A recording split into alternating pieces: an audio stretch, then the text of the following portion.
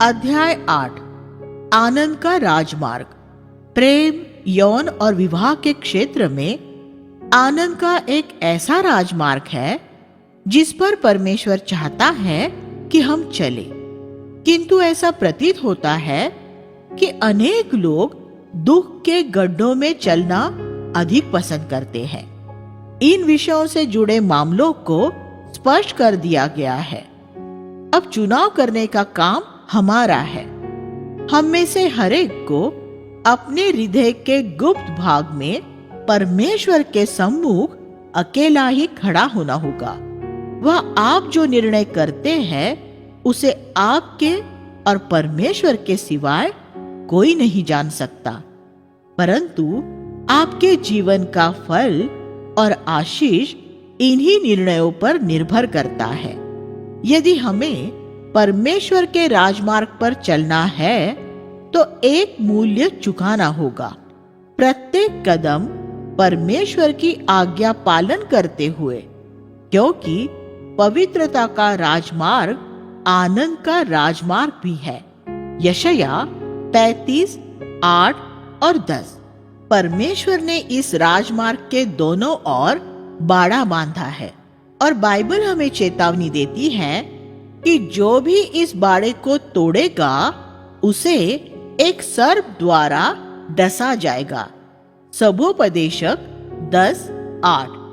अदन की वाटिका में भी परमेश्वर ने एक वृक्ष पर प्रतिबंध लगाया था, किंतु शैतान ने हव्वा को उस वृक्ष के फल की सुंदरता दिखाई और उसे उस फल को खाने से होने वाला लाभ बताया और उसे निश्चय दिलाया कि यदि वह उस फल को खाती है तो उसे किसी प्रकार का परिणाम नहीं भोगना पड़ेगा।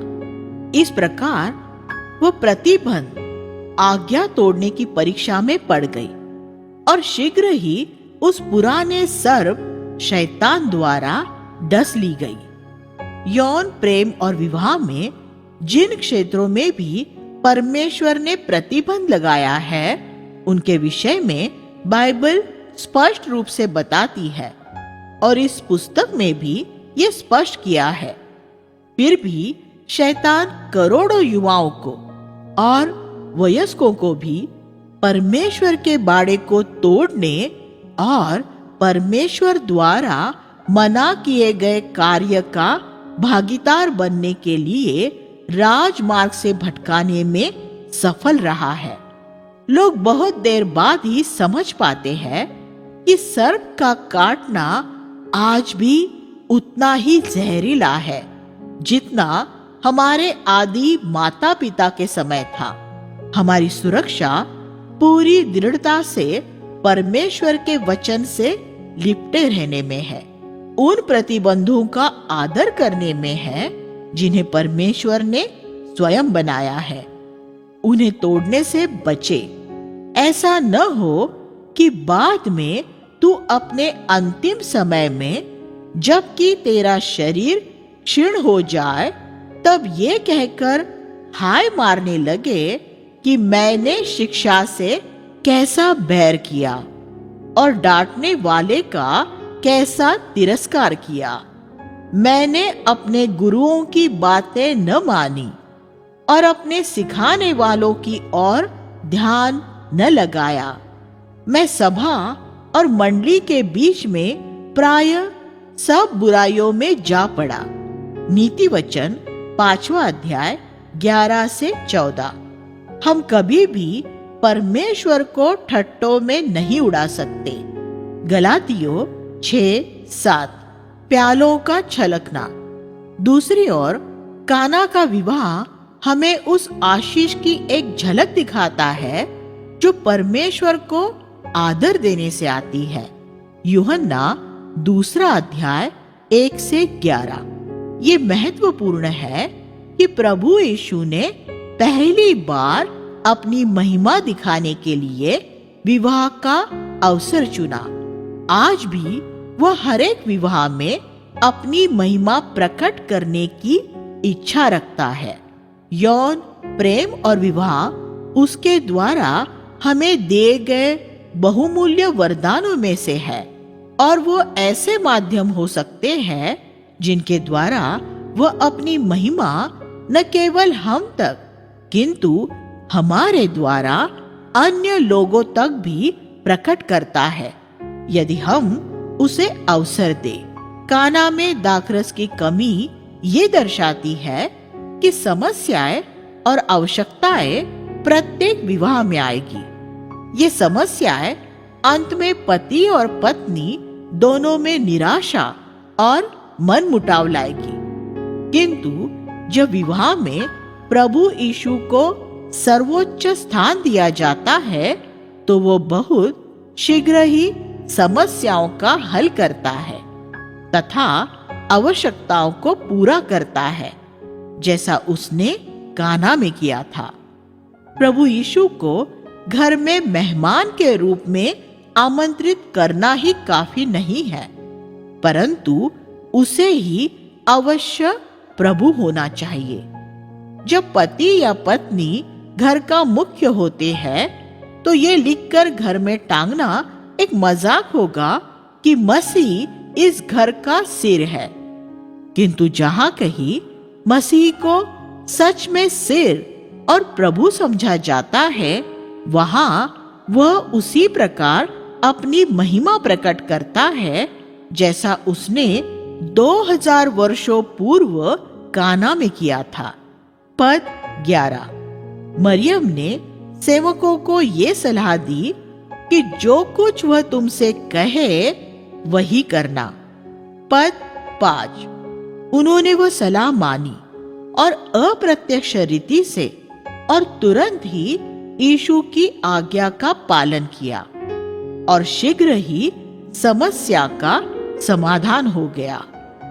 यदि केवल विवाहित युगल और विवाह की आशा रखने वाले युवा लोग भी ये सलाह मान ले और उसी तरह वह भी निश्चय पूर्वक और तत्काल परमेश्वर की आज्ञाओं का पालन करेंगे तो कितने जल्दी उनकी भी समस्याओं का हल मिल जाएगा। जब विवाह में पानी दाखरस में बदल गया, वह जो स्वादहीन, रंगहीन और साधारण था, वह पल भर में ही स्वादिष्ट, रंगीन और मूल्यवान हो गया।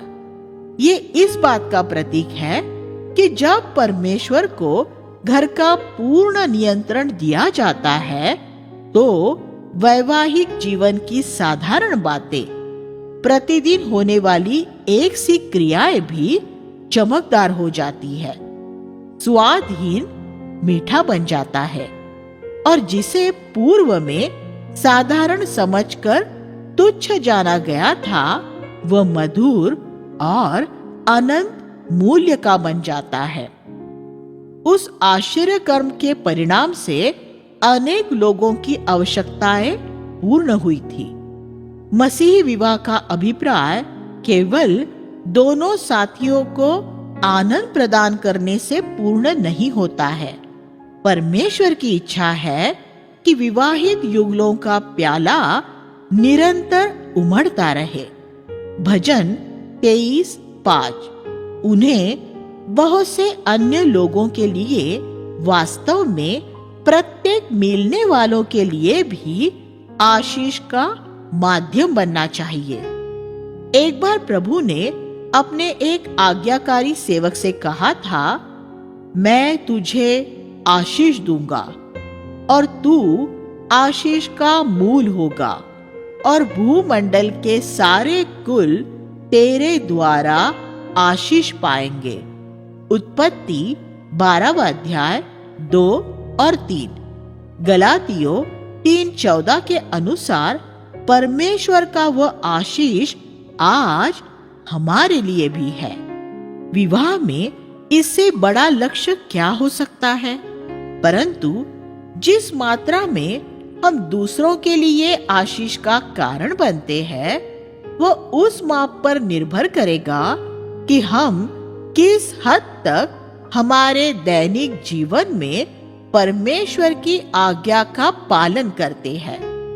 परमेश्वर ने अब्राहम से कहा, पृथ्वी की सारी जातियां अपने को तेरे वंश के कारण धन्य मानेंगी, क्योंकि तूने मेरी बात मानी है। उत्पत्ति 22:18। काना के आश्चर्य कर्म में उन व्यक्तियों के लिए आशा का एक संदेश भी है जिन्होंने यौन प्रेम और विवाह के क्षेत्र में भारी गलती की है और असफल रहे हैं। जब काना में दाखरस समाप्त हो गया तो वे प्रभु की ओर मुड़े और उसने उन्हें अपमानित नहीं होने दिया। यदि आप अपनी आवश्यकता के समय उसकी ओर मुड़ेंगे तो वह आपको अपमानित होने नहीं देगा, चाहे आपका पराजय कितना ही बड़ा क्यों न हो।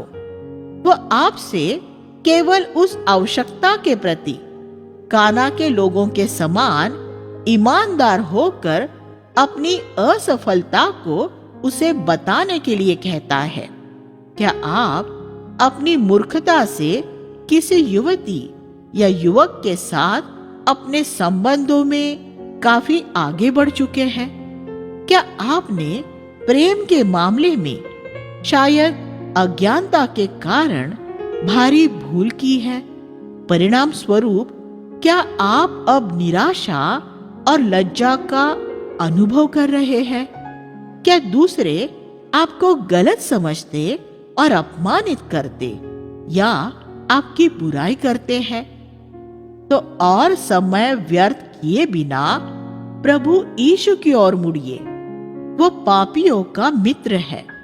वह न केवल आपके पापों को क्षमा करने के लिए बल्कि आपके बिगड़े जीवन को साफ करने का भी इंतजार कर रहा है, जिसे शैतान ने बिगाड़ दिया है, ताकि वे दोनों उद्देश्य पूर्ण हो सके जिसके लिए वह इस संसार में आया था।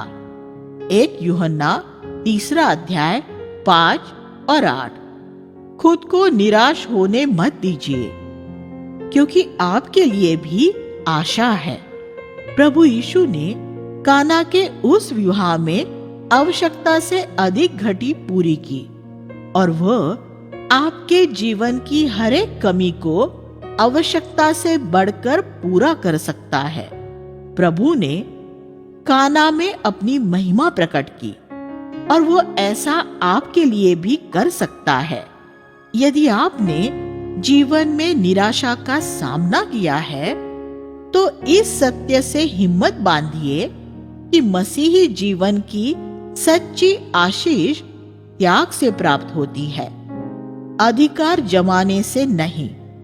प्रेरितों 20:33।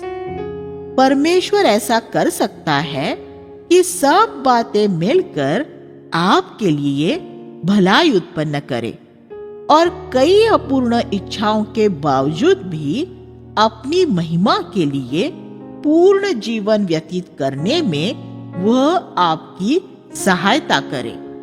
महिमा से महिमा तक यौन प्रेम और विवाह के क्षेत्र में परमेश्वर की महिमा करना ही आपका उद्देश्य होना चाहिए। और तब आपको ये भय मानने की कोई आवश्यकता नहीं होगी कि इन क्षेत्रों में आप परमेश्वर की सिद्ध इच्छा से चूक जाएंगे। वह निश्चय ही आपको उस राजमार्ग से ले जाएगा जहां कोई सिंह या भूखा जंगली पशु नहीं पाया जाता है, परंतु उसके बजाय जीवन के अंत तक परमेश्वर की महिमा अधिकाधिक चमकदार और साफ दिखाई देती है।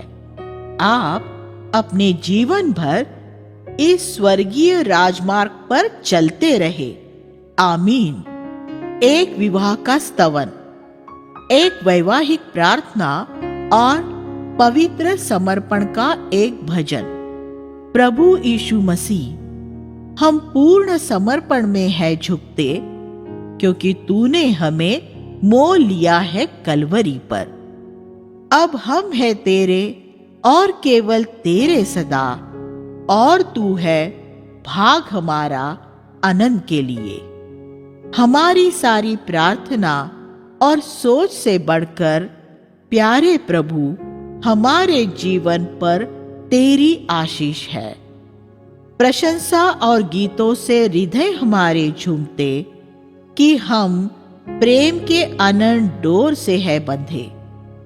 करने तेरी सेवा जानकर दुर्बलता और लाचारी अपनी, ये भी कि गरीब और कमजोर है हम, फिर भी जानकर कि तेरी सामर्थ की पूर्णता शक्ति होगी हमारी और न हारेंगे हम। चाहते हैं हम दुखों में तेरे सहभागी बने, केवल क्रूस पर तेरे घमंड करें। हमारी एक ही इच्छा कि तुझे प्रसन्न करे, सांसारिक लाभ को हम हानि गिने।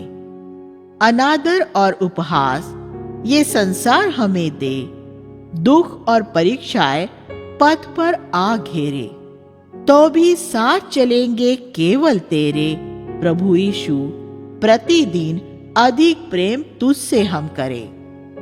आनंद दे हमें कि दूसरों की सहायता करें, उनके दुखों, बोझों और आंसुओं को बांटने। हे प्रभु, कर सहायता की उनकी आंखें तेरी कलवरी पर हो, ताकि वे पाए छुटकारा पापों और आंसुओं से। भर दे प्रभु तेरी आत्मा की सामर्थ से, अपने सभी मिलने वालों के लिए आशीष बने। तेरा जीवन बनकर नदी हमसे बहे, सहायता कर कि तेरी मधुर सुगंध हमसे फैले। कामना करते हैं सदा तेरी इच्छा पूर्ति की, केवल और सदा तेरे लिए जीने की, और अनंत काल तक महिमा में होंगे तेरे भागी। जैक पोनन।